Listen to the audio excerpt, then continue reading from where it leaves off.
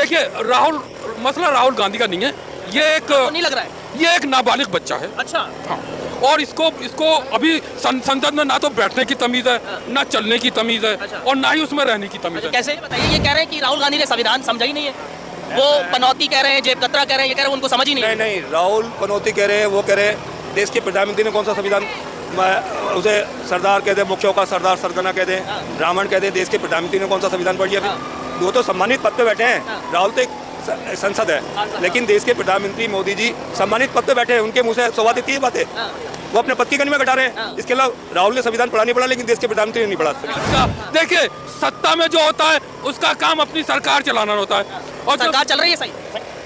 साथ इनको लग रहा है सरकार बहुत अच्छी चल रही है। सरकार जो है जिस तरह से चल रही है, एकता, शांति, सद्भावना, प्रेम, मोदी की 4 पहियों की गाड़ी है। तो एक बार फिर हम आ गए हैं दिल्ली की सड़कों पर लोगों से राय मशवरा करने। दरअसल 2024 का चुनाव बेहद नजदीक है, उससे पहले चुनावी रैलियों में तमाम बयानबाजियों का दौर भी शुरू हो चला है। मोदी साहब ने काम किया है पिछले 9 सालों में।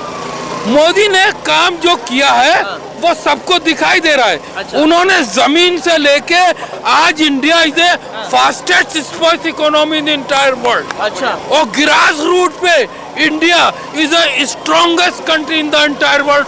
तो जमीनी स्तर पर भी भारत जो है एक बहुत शक्तिशाली बना है। लेकिन राहुल गांधी कहते हैं भैया वो तो जेब कतरों की पूरी महफिल है, वहाँ पर तो लोग बाग जेब काट के चले जाते हैं। तमाम अलग अलग लोगों का उन्होंने जिक्र करा। देखिए राहुल भाई को चाहिए पहले भारत का संविधान पढ़ लें। अच्छा, उन्होंने नहीं पढ़ा आप कह रहे हैं? नहीं, उसको उस बेचारे को संविधान नहीं मालूम है। और जो उसमें लिखा है, उन्होंने जिस संविधान के ऊपर शपथ ली है, और प्रधानमंत्री पूरे देश के, अच्छा, राहुल गांधी के भी हैं, सोनिया गांधी के भी हैं, और नीतीश कुमार के भी हैं, मेरे भी हैं, आपके भी हैं। भारत की आप कह रहे हैं राहुल गांधी ने संविधान ही नहीं पढ़ा?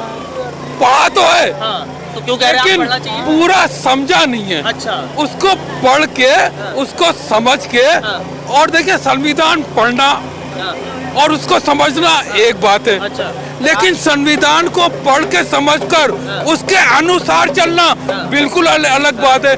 नरेंद्र मोदी जी ने भारत के संविधान को पढ़ा है, संविधान को समझा है, और संविधान के अनुसार चल रहे हैं। देखिए अयोध्या की समस्या जो कोई प्रधानमंत्री नहीं हल कर पाया, एकता, शांति, सद्भावना, प्रेम के साथ उन्होंने समाधान कर दिया। साहब ये बताइए, ये कह रहे हैं कि राहुल गांधी ने संविधान समझा ही नहीं है, वो पनौती कह रहे हैं, जेब कतरा कह रहे हैं, ये कह रहे हैं उनको समझ ही नहीं है। नहीं, राहुल पनौती कह रहे हैं, वो कह रहे हैं देश के प्रधानमंत्री ने कौन सा संविधान, उसे सरदार कह दे, मुख्यों का सरदार सरगना कह दे, ब्राह्मण कह दे, देश के प्रधानमंत्री ने कौन सा संविधान पढ़ लिया? फिर वो तो सम्मानित पद पे बैठे हैं, राहुल तो एक संसद है, लेकिन देश के प्रधानमंत्री मोदी जी सम्मानित पद पे बैठे हैं, उनके मुंह से सवाल इतनी है बातें वो अपने पद की गनी में घटा रहे हैं। इसके अलावा राहुल ने संविधान पढ़ा नहीं पढ़ा, लेकिन देश के प्रधानमंत्री ने नहीं पढ़ा संविधान। देश के प्रधानमंत्री ने नहीं संविधान पढ़ा, साहब कह रहे हैं। वो खुद बयानबाजी ऐसी कर देते हैं राहुल गांधी को लेकर, तमाम लोगों को लेकर। देखिए इस समय चोरों का सरदार कह रहे हैं। देखिए राहुल गांधी नरेंद्र मोदी की नहीं है।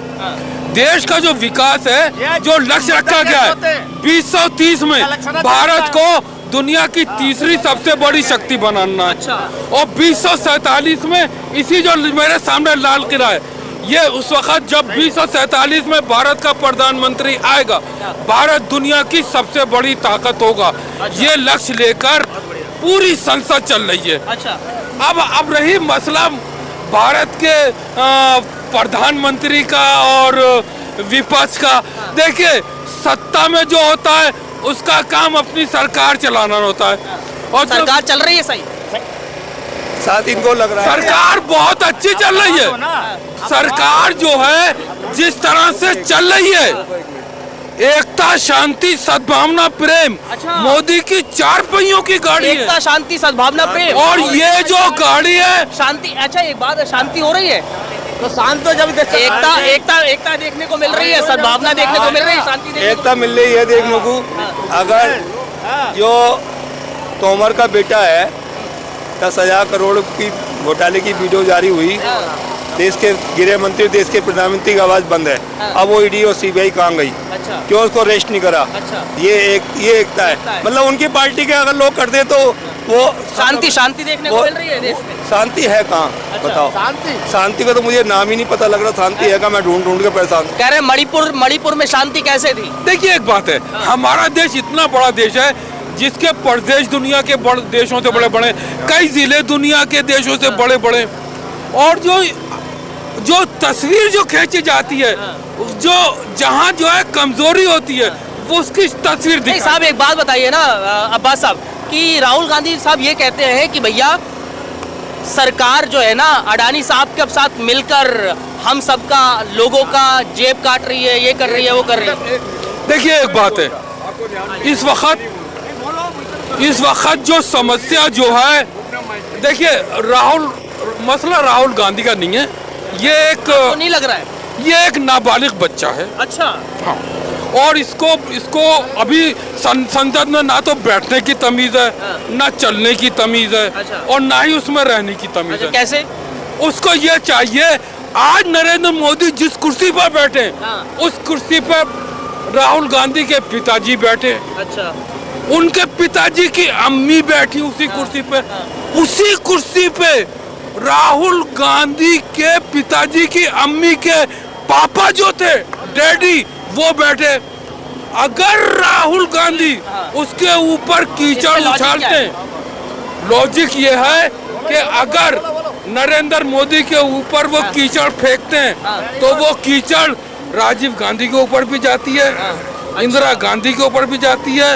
मतलब ऐसा है, अभी इन्होंने कहा कि शरद पवार वो उनकी पर्सन के लिए पर्सन काम नहीं, पर्सन में कोई तनख्वाहबाजी नहीं कर सकता, ना कि वो किसी पार्टी के बैनर पे बैठे थे। वो उनके घर जाके मिले, उनकी बैठक क्या हुई क्या नहीं हुई, वो उनका पर्सनल मामला है। क्या लगता है आपको 2024 कांग्रेस आई कांग्रेस आएगी? मोदी को वो कह रहे दम ही नहीं है। आएगी। कैसे आएगी? जो वो कह रहे तो दम ही नहीं है कांग्रेस में। कहने से क्या होता है, वो सब जब काम अच्छा करे जब तो आएगी ना, ऐसे थोड़ी आएगी। काम किया है कांग्रेस ने? कराया काम तो हिंदुस्तान आजाद किसने कराया था? महात्मा गांधी कांग्रेस ने कराया था ना। ये बीजेपी तो अब आई ना, तो वही कांग्रेस करेगी। हम लोग कांग्रेस में विश्वास है में तो।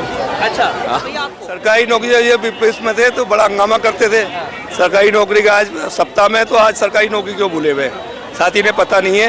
अटल बिहारी वाजपेयी ने भी कहा था सरकारी नौकरी बहुत जरूरी चाहिए, सरकारी नौकरी होनी चाहिए, ये प्राइवेट नुकसान करता है देश को। ये माननीय अटल बिहारी वाजपेयी। ठीक है। अच्छा मुझे एक बात बताइए भाई, एक बात बताइए, आप बताइए, आपके पिताजी मान लीजिए एक एग्जाम्पल के तौर पर कर रहा हूँ मैं, ठीक है, वो आपको जब आप पढ़ाई लिखाई कर रहे थे तो उन्होंने क्या बोला कि भाई बेटे तुम सरकारी नौकरी के लिए भैया तैयारी कर लो या भी प्राइवेट जॉब के लिए भी तैयारी कर लो?